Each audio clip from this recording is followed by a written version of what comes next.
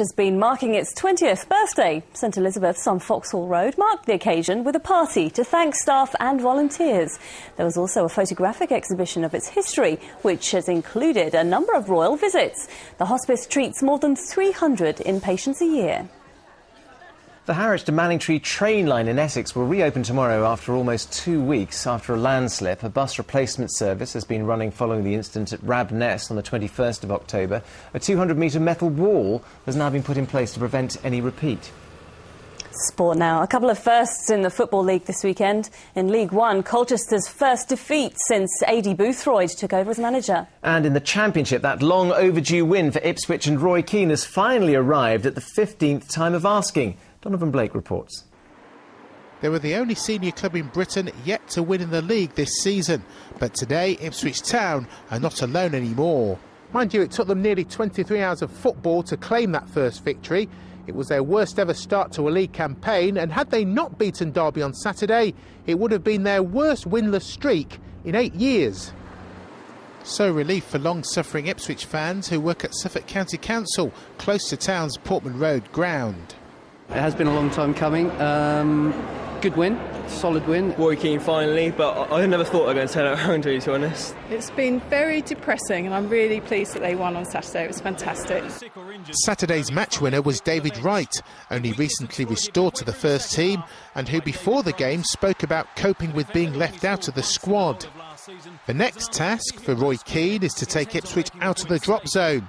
Goal difference means they stay bottom behind Peterborough, who can't string a sequence of positive results together. Despite leading through George Boyd's penalty, Posh slipped to their 5th defeat in 7 championship games, losing 2-1 to Barnsley. That's certainly not the case for Norwich in League One. 6 wins in 7 now after beating Stockport 3-1 away. Once again, Grant Holt played a key role with 2 goals, City's first and third at Edgeley Park, and a clear sign that everyone is gelling.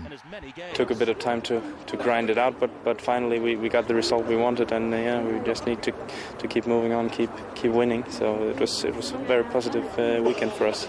Colchester's unbeaten run under A.D. Boothroyd is finally over, despite leading at Millwall through Anthony Wordsworth, who also hit the bar when the score was 1-1. But they conceded a stoppage-time winner through James Henry. Contrasting emotions for Southend, who put aside their financial woes for a while with a last-gasp win at home to Gillingham, thanks to Lee Barnard. Donovan Blake, Anglia News. And a Norfolk distillery will bottle one of the first English-produced whiskies in time for Christmas. The English Whisky Company at Rowdham near Thetford was set up in 2005 and received the Royal Seal of Approval with a visit from the Prince of Wales a couple of years ago. The first barrel was filled in 2006 and will soon be ready after 3 years of maturing.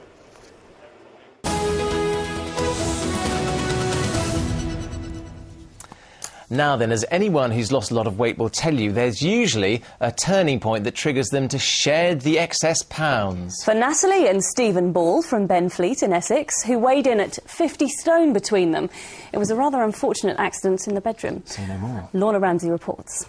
From now on, it's stir-fries, not takeaways, on the menu at the Balls' home at Benfleet in Essex.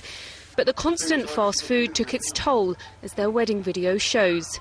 Together, they weighed 50 stone. But they decided enough was enough when an accident happened here in their bedroom.